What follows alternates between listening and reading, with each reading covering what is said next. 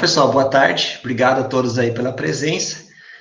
Então, hoje a gente vai ter aqui o Lucas Ciuti, né, que vai fazer uma apresentação sobre o projeto dele, ou uma parte do projeto dele de doutorado, né, que ele está se preparando, então, para fazer a qualificação de doutorado. Então, isso aqui seria uma pré-prévia, como ele mesmo disse. Lucas, muito obrigado. Faça o favor aí, fica à vontade. Tá, obrigado. Bom, boa tarde a todos. O meu nome é Lucas, eu sou orientado pelo professor Dr. Leonardo Deboni, e hoje eu vou, então, fazer uma prévia da minha qualificação de doutorado, intitulada Dispersão da Primeira Hiperpolarizabilidade em Moléculas Chalconas. A minha apresentação vai ser estruturada numa introdução, principalmente sobre as chalconas, os objetivos, os fundamentos teóricos que eu utilizei, que são a absorção de 2 fótons e a primeira hiperpolarizabilidade, os materiais e métodos utilizados, os resultados obtidos e as perspectivas futuras. Bom, então, para começar, eu queria dizer que a gente está inserido numa ciência aí que a gente pode colocar como um ciclo, né? Então, a tecnologia do laser aí que cada vez consegue lasers com mais potência e com taxa temporal menor, permite que a gente estude a ótica não linear. E com a ótica não linear, é possível caracterizar moléculas, né, com cada vez mais precisão e com efeitos cada vez de menores intensidades. Isso faz com que isso dê caminhos aí para a engenharia molecular cada vez mais melhorar, né, o desempenho dessas moléculas, que levam a novos estudos, e esses estudos, portanto, fecham o ciclo conforme a tecnologia do laser avança. E nesse trabalho a gente está focado nessa seta em verde, que é a aplicação da ótica não linear, levando à caracterização dessas moléculas orgânicas. Bom, então falando das chalconas, que é o objeto de estudo, né, desse trabalho, elas podem ser definidas como 2 anéis aromáticos, A e B aqui na figura, unidos por uma carbonila de 3 carbonos, aqui como na figura. Então, a carbonila é dado por essa ligação C-O, e ela pode existir tanto na forma trans quanto na forma cis, mas a forma trans é mais estável, portanto, ela aparece com muito mais frequência nessa formação. Aqui em números, nesses números e nas letras gregas, aqui alfa e beta, são possíveis hidrogênios, que podem ser substituídos por outros átomos ou por outros radicais. Esse número grande, então, de hidrogênios substituíveis, faz com que essa molécula base de chalcona possua um número imenso de derivados dela, e algumas desses derivados com atividades biológicas.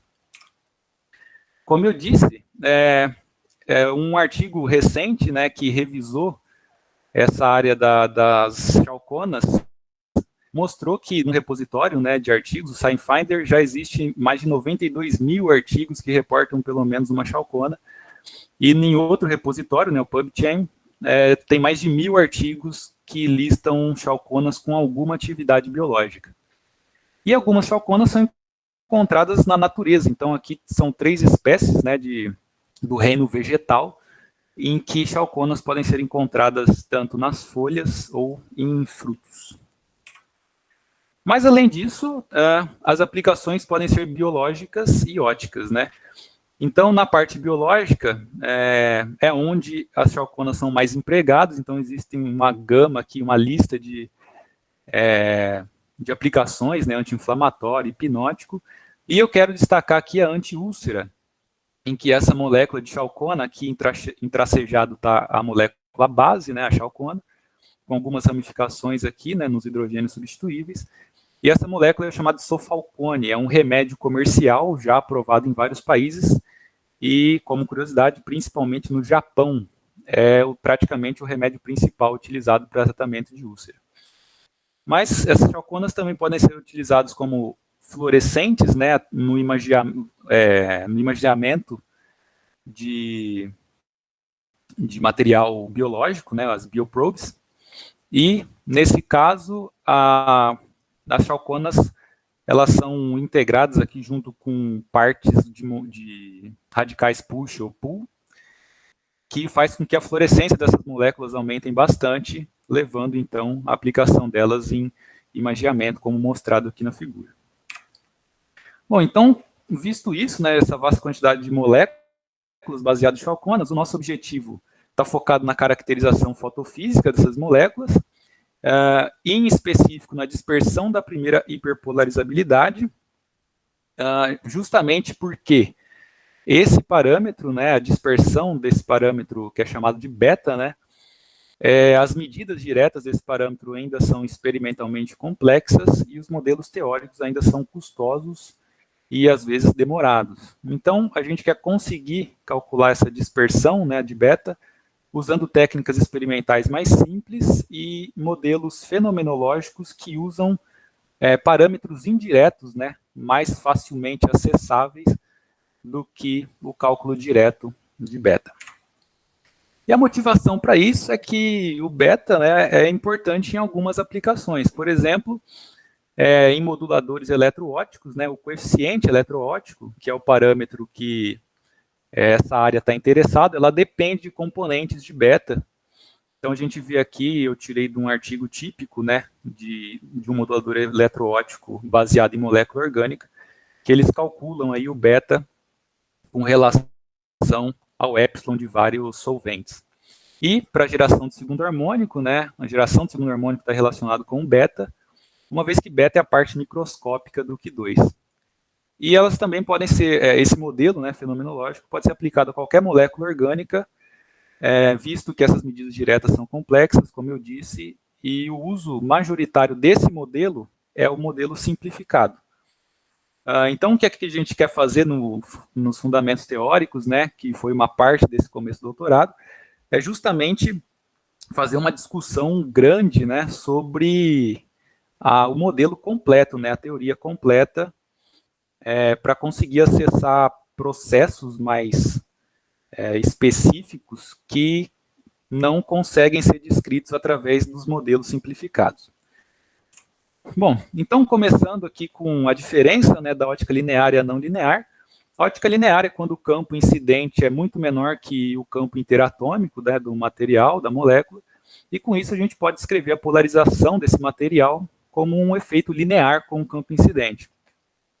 Já na ótica não linear, quando esse campo incidente é da ordem da interação do campo, né, interatômico, a polarização agora tem que ser descrita como uma soma, né, de uma expansão em potências do campo elétrico, em que essa polarização macroscópica pode ser traduzida como uma polarização microscópica, em que os valores de susceptibilidade eles estão intimamente ligados com os valores para cada processo microscópico. Então, aqui, só para mostrar, a parte imaginária do alfa está relacionada com a absorção de um fóton, o beta está relacionado com a primeira hiperpolarizabilidade, e a parte imaginária do gama com a absorção de 2 fótons.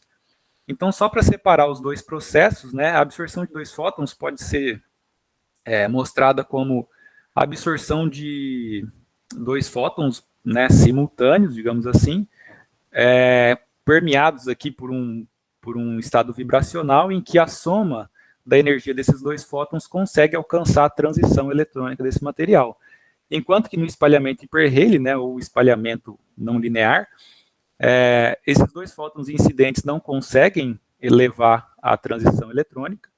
Então, através de 2 níveis virtuais aqui, a molécula acaba que só espalha esses 2 fótons, mas o espalhamento, né, a saída do espalhamento é um fóton único, com a energia da soma dos 2 de entrada. Bom, então, tanto a absorção de 2 fótons como o espalhamento hiper-Rayleigh, né, ele pode ser descrito através da teoria de perturbação dependente do tempo semiclássica. A equação de Schrödinger, né, nós vamos usar a equação clássica de Schrödinger, dependente do tempo. A hamiltoniana de interação vai ter uma perturbação que depois, mais para frente, vou mostrar, vai depender do campo elétrico incidente. E a função de onda do elétron vai ser dado por uma parte aqui temporal e uma parte espacial da função de onda. A interação elétron-núcleo, que é dado por esse hamiltoniano H0 das frequências naturais do sistema, HNI, né? E expandindo o estado do elétron em termos de perturbação, como é comumente feito, né, na mecânica quântica, a gente pode expandir esse estado e calcular as correções, né, as correções de ordem n aí das perturbações em lambda, e aplicando tudo isso na equação de Schrödinger, a gente vê que, e separando, né, em termos da ordem de lambda, a ordem zero de lambda da equação de Schrödinger não perturbada, a ordem 1 da perturbação vai ter a perturbação aqui, e se a gente for seguindo esse raciocínio para ordens maiores, a gente consegue tirar uma equação de Schrödinger, digamos assim, de modo geral, dado por essa equação, que pode ser visto como uma equação de recursão, né? Então, se a gente tem a função de onda numa perturbação de ordem anterior, a gente consegue calcular a próxima perturbação, a próxima correção. Então, sem interação do campo elétrico, a molécula está no estado fundamental, a gente vai assumir isso, né? E a alteração devido ao campo elétrico nesse estado psi-n qualquer é mapeado pelas amplitudes de probabilidade A. Então, que é dado por essa função de onda aqui. Então, aplicando tudo isso nessa equação de recursão que a gente achou, e aplicando a ortogonalidade da parte espacial, né, dessa função de onda, a gente consegue retirar esse somatório e consegue isolar esse termo AM. Então, isolando o termo AM, a gente vai ter essa expressão aqui, que a gente pode ler como sendo a evolução temporal da amplitude de probabilidade da perturbação de ordem nzão do estado M, né, da molécula, dado uma interação V aqui com o campo incidente. Muito bem. Então, até essa equação aqui, ela a gente pode partir para as duas teorias com essa mesma equação. Então, até aqui foi comum para as duas. Agora a gente vai separar. Então, a seção de choque de absorção de 1 e 2 fótons vai ser feito pelo cálculo da probabilidade, né, direta de encontrar o elétron num estado M específico, enquanto que o beta vai ser dado pelo cálculo da polarização microscópica da segunda ordem da perturbação, ou seja, a polarização dado pela correção de lambda ao quadrado. Então, aqui eu só copiei aquela equação, agora a gente define o nosso sistema, né? A perturbação vai ser dada pelo operador de interação dipolar, né, que é o μ, o momento de dipolo de transição entre dois estados da molécula e vezes o campo elétrico incidente. E a condição inicial que a gente vai assumir é que todas as moléculas estão no estado fundamental antes da interação com o campo. Então, sem a interação, sem a perturbação, o nosso A0 é 1. Só se a gente estiver no estado fundamental, e 0 ao contrário disso. Então, como eu disse, se a gente tem o estado 0, né, sem perturbação, a gente consegue pôr ele aqui e calcular a perturbação, né, a correção da perturbação para n igual a 1. Então, fazendo isso, né, substituindo na equação e integrando no tempo, a gente chega nessa equação, em que temos dois termos aqui devido à integração. O primeiro termo é o termo emissivo, que a gente vai considerar igual a 0, porque não estamos preocupados com esse processo.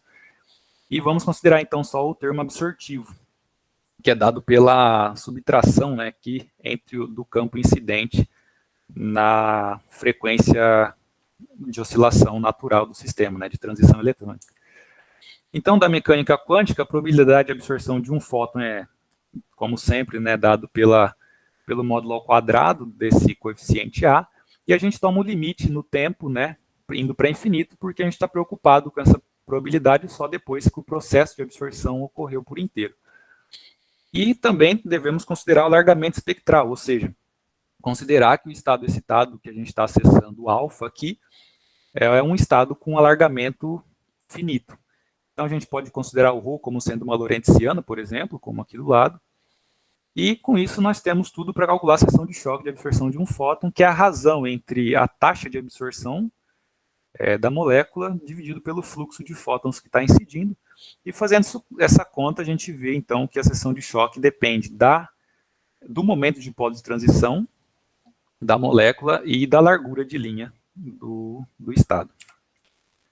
O mesmo vale para a absorção de 2 fótons. Então, agora, o coeficiente de probabilidade de transição é dado pelo A2, ou seja, a gente está indo para a segunda correção da perturbação, e o A1 a gente encontrou lá para a absorção de um fóton. Então, aqui entra o A1.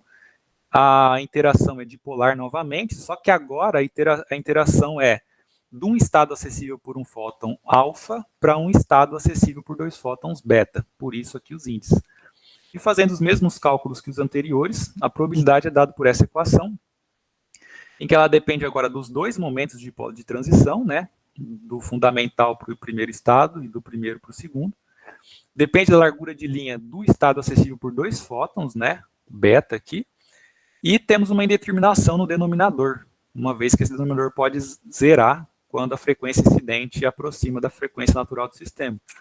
Para resolver isso, a gente adiciona um parâmetro de amortecimento, gama, em que a seção de choque de 2 fótons, agora fazendo a mesma conta anterior, resulta agora, né, nessa equação aqui para a seção de choque de 2 fótons.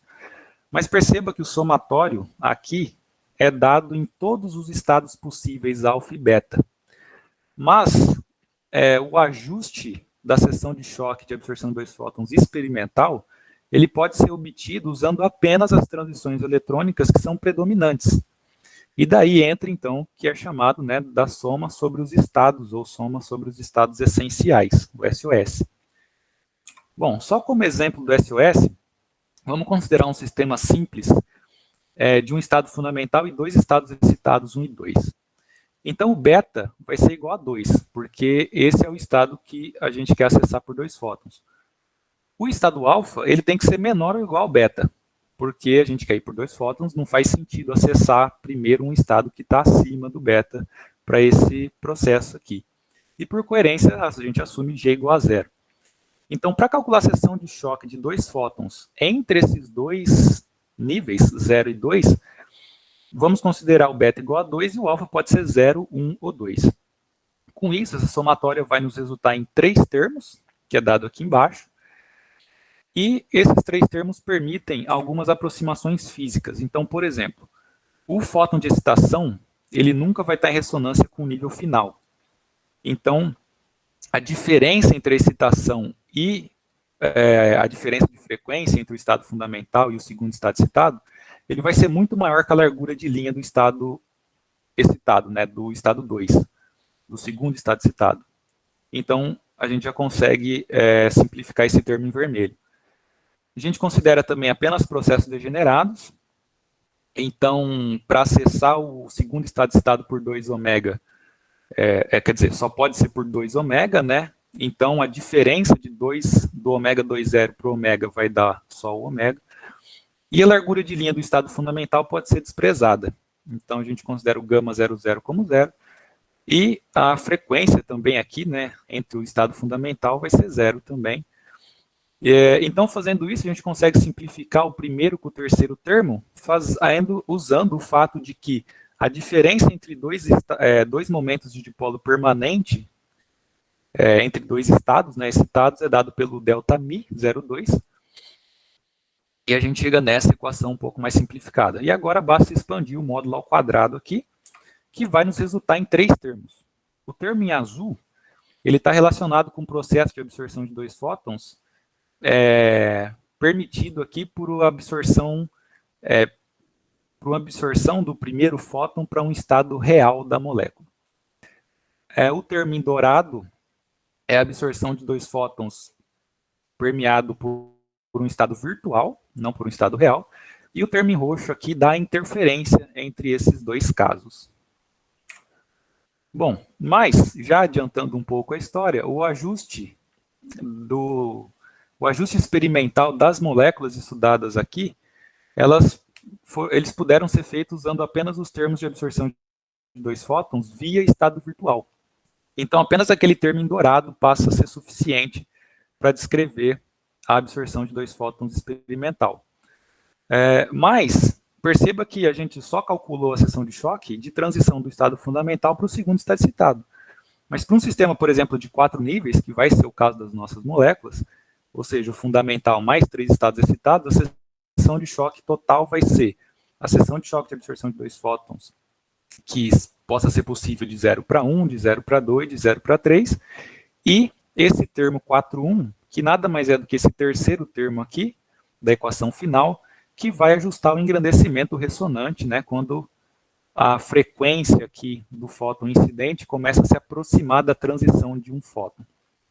Então, essa equação em azul é a equação que foi usada para ajustar os termos, para ajustar a dispersão lá da absorção de 2 fótons experimental. Perceba que ela depende de Δμ, dos μs e da largura de linha dos estados. Bom, agora partindo para a hiperpolarizabilidade de primeira ordem, a gente volta naquela mesma equação, né, que eu falei que era comum para as duas teorias, e aqui a gente já começa integrando em ambos os lados, porque é o caminho mais simples para essa teoria. Então a gente chega nessa equação, o termo de interação dipolar é o mesmo, né, o μe, só que agora aqui a gente está considerando um campo incidente que pode ser uma somatória discreta de um número P de frequências tanto positivas quanto negativas. E substituindo essa interação nessa equação, a gente chega nessa expressão aqui. E, bom, chegando nessa expressão, a gente faz a mesma coisa. Então, para calcular a primeira ordem, né, da perturbação, a gente define que o estado sem perturbação, ou seja, o zero, a molécula está toda no estado fundamental. Então, tem uma delta aqui de L, né, que é um estado qualquer, com o estado fundamental G. Fazendo isso, então, e integrando, e fazendo a integral, né, explicitamente, chegamos nessa equação aqui do quadro. Então, essa equação nos dá a amplitude e probabilidade da primeira correção da perturbação. Mas isso está relacionado com o espalhamento linear, né? O beta está relacionado com a segunda correção A2. Então, novamente, a gente volta àquela equação de recursão, aplica o A1 que a gente calculou e calcula, dessa vez, o A2.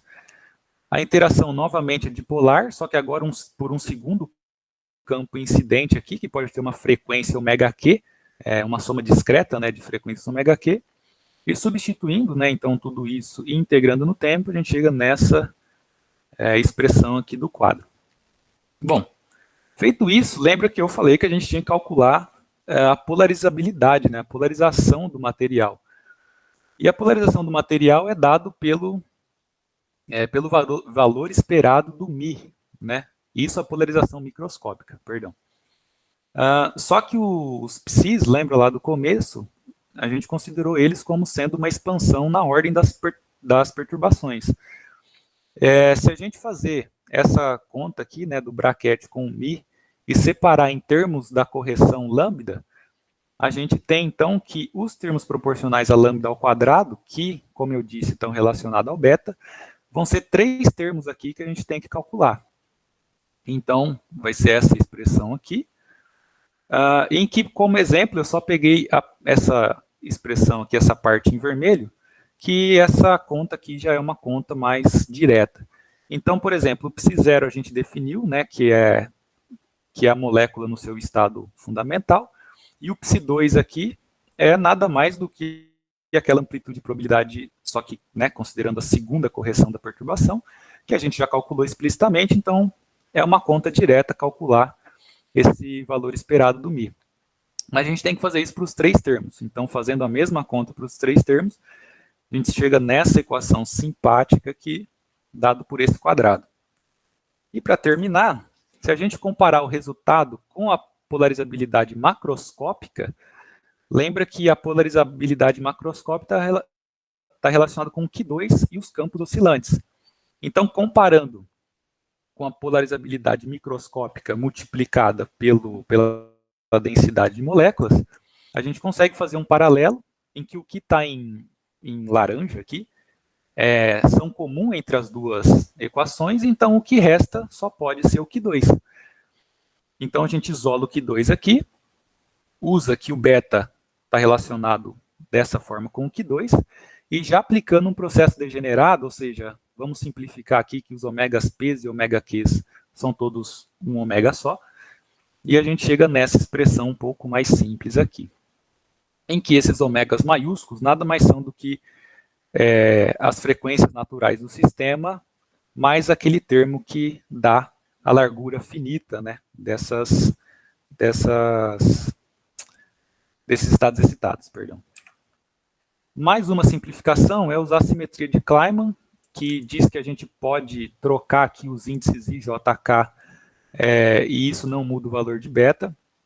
Então, lembrando que o IJK aqui são as projeções dos momentos de dipolo de transição nas componentes cartesianas, enfim, mas como a gente consegue fazer essa simplificação, a gente finalmente chega na expressão de beta, dado por uma somatória entre dois estados excitados, Mn, desse parâmetro B. E esse Bzão é dado por essa equação dessa segunda linha, em que perceba que é interessante que é possível separar uma parte da equação que não depende da frequência incidente, que é chamada de beta zero, e outra parte que depende da frequência, que é chamada de Fzão.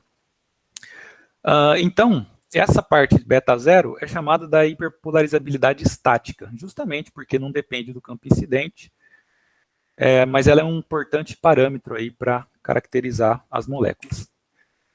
Rapidamente, as técnicas experimentais utilizadas para calcular esses valores de μ e Δμ, né? A primeira delas é a absorção de um fóton. Então, um espectrômetro a gente consegue retirar a absorbância em relação ao comprimento de onda, em que é possível, através desse parâmetro, calcular o coeficiente de absorção e a absortividade molar. O momento de dipolo de transição, né, que é um parâmetro que a gente necessita, depende da integral dessa banda, dessa transição, da integral de alfa, né, que é o coeficiente de absorção. Então, aqui é um gráfico típico das moléculas que a gente mediu. Então, aqui em preto, né, está a absorção dessas moléculas, mostrando 3 estados excitados aqui. E aqui, em colorido, a decomposição em bandas, né, desses estados, que a gente consegue, então, tirar aqui a frequência central dessas bandas, a largura de linha, dado pelo gama, e a área embaixo da curva, junto com esses parâmetros, nos dá o μ. Então, a gente já tirou 3 parâmetros aqui, lembrando que as moléculas foram dissolvidas em diclorometano.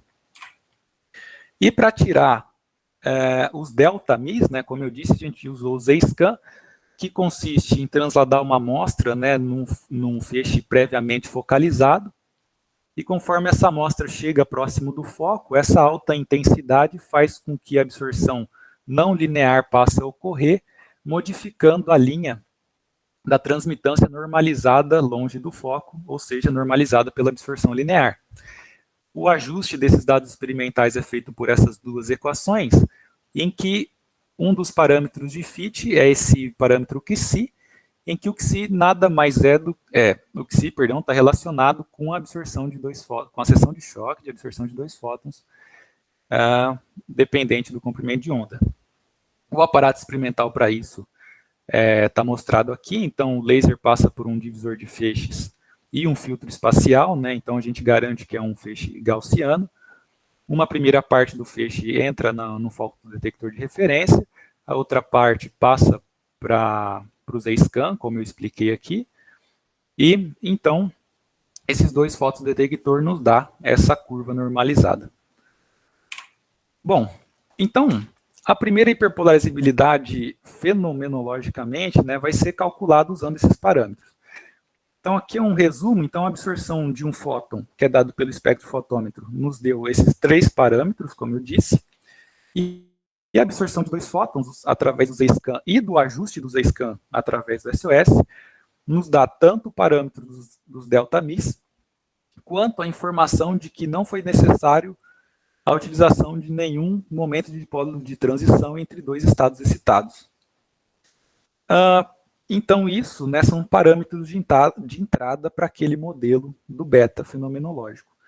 Em paralelo a isso, nós também fizemos cálculos de química quântica, que é um método bastante utilizado para calcular esses valores de beta, e nós fizemos isso justamente para ter aqui uma base comparativa, né, para ver se o modelo fenomenológico está razoável com os cálculos de química quântica.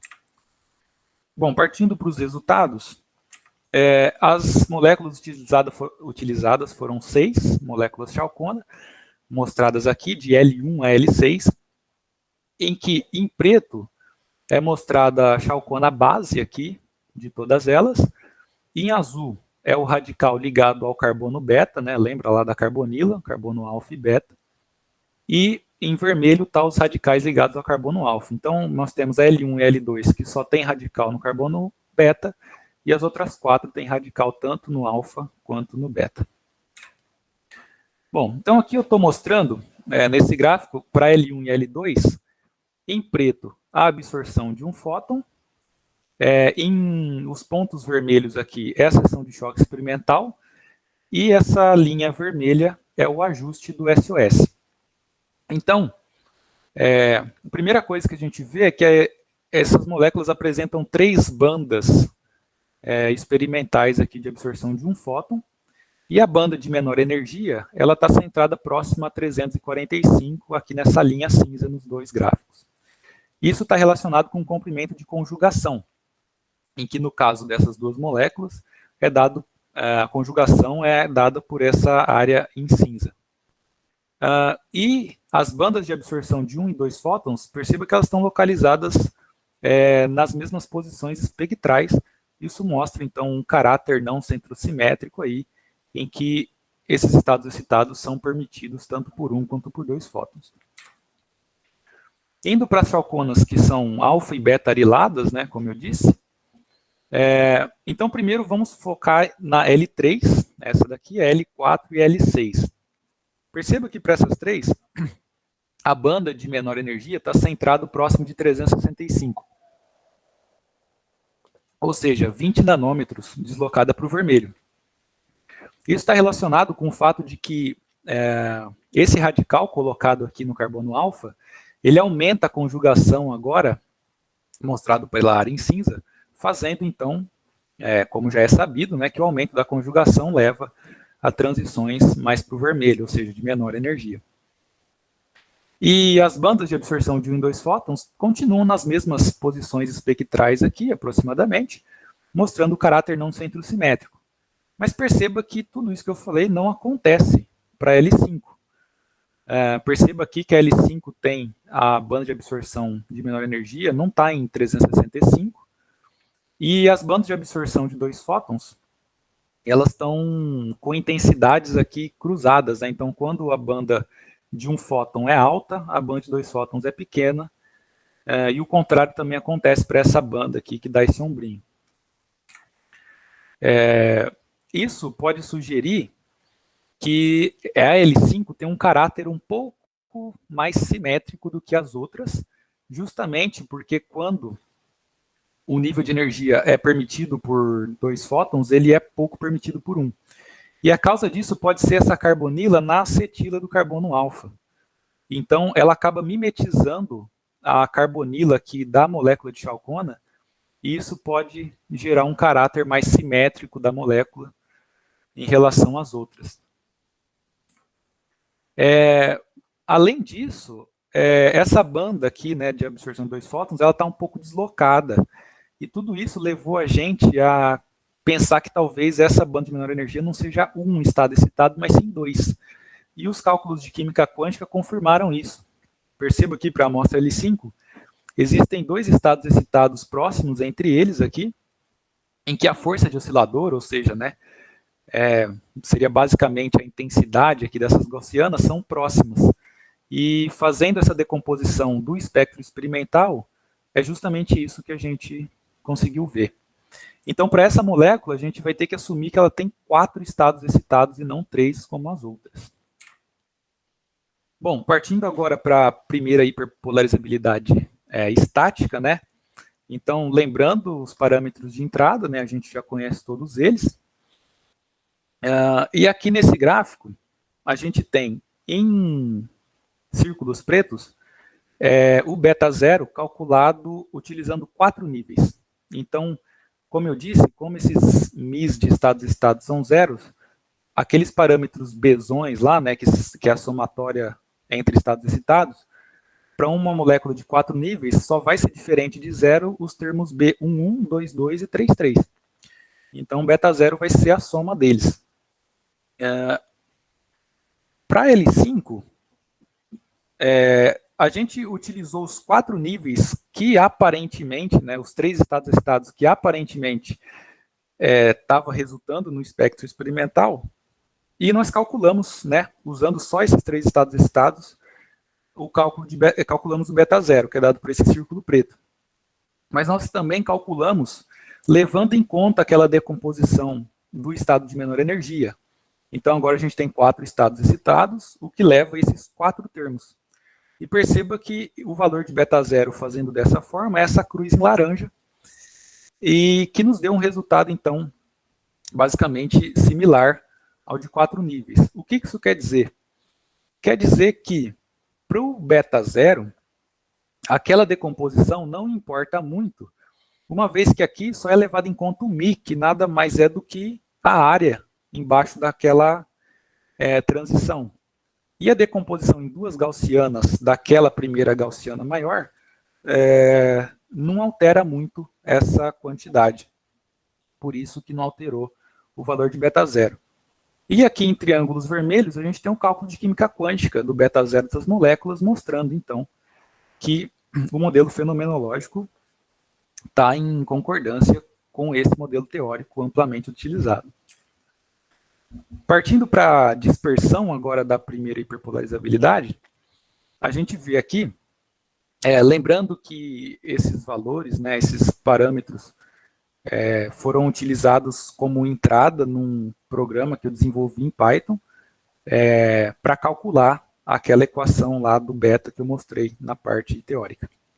Então, primeira coisa, perceba aqui que a dispersão do beta ela vai ser dada em 2 lambda. Ou seja, as moléculas elas absorviam até aproximadamente 400, 420, e aqui a gente está calculando o beta de 400 nanômetros para frente. Então, perceba aqui que existem ressonâncias dados por 2 fótons, ou seja, existe uma ressonância dada por 2 fótons, que em cada um dos termos aqui é mostrado em cores diferentes aqui, tracejado, e o beta nada mais é do que a soma de cada um desses termos. O modelo teórico é dado por esses círculos aqui, então a gente vê que o modelo teórico segue a tendência da curva do modelo fenomenológico. O modelo teórico foi calculado de 900 a 1.200 nanômetros, com um espaçamento de 20 nanômetros entre cada ponto.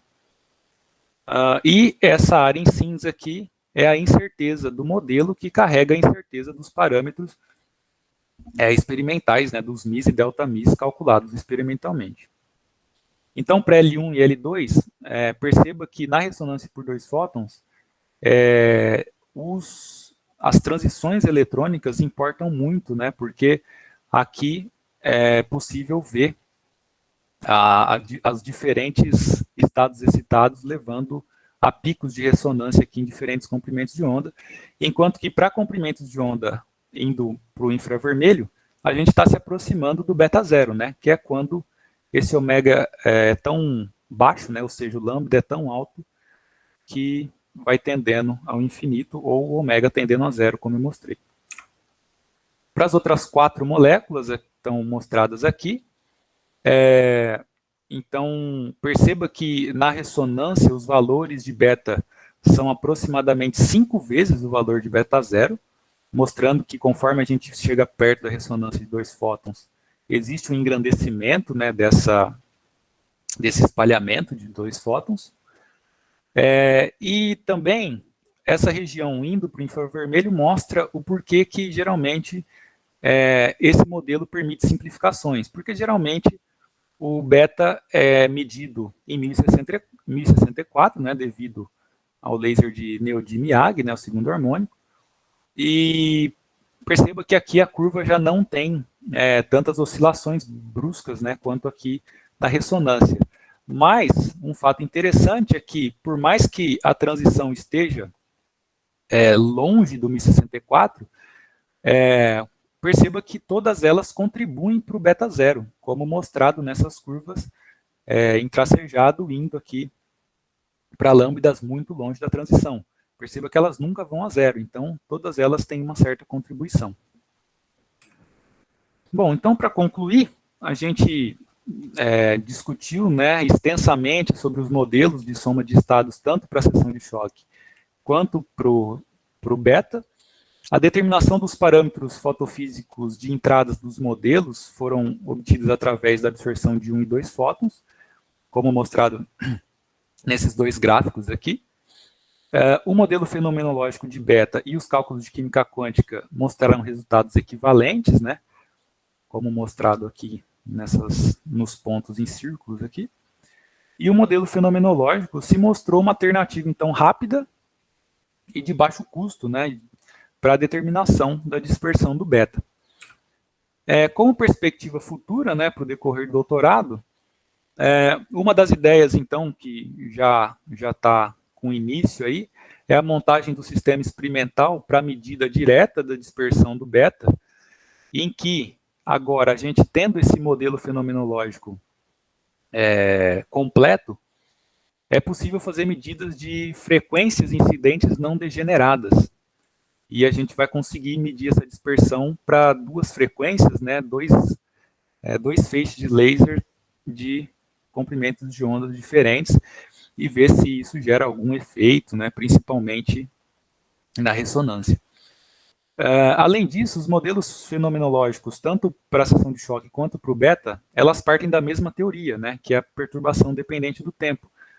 E elas também dependem dos mesmos parâmetros fotofísicos, como eu mostrei, né, frequência, os mis, os delta mis e a largura de linha dos estados excitados. E então perceba que esses dois efeitos, né, de absorção de 2 fótons e o beta, são efeitos de Q2 e Q3. E eles podem ser ajustados simultaneamente.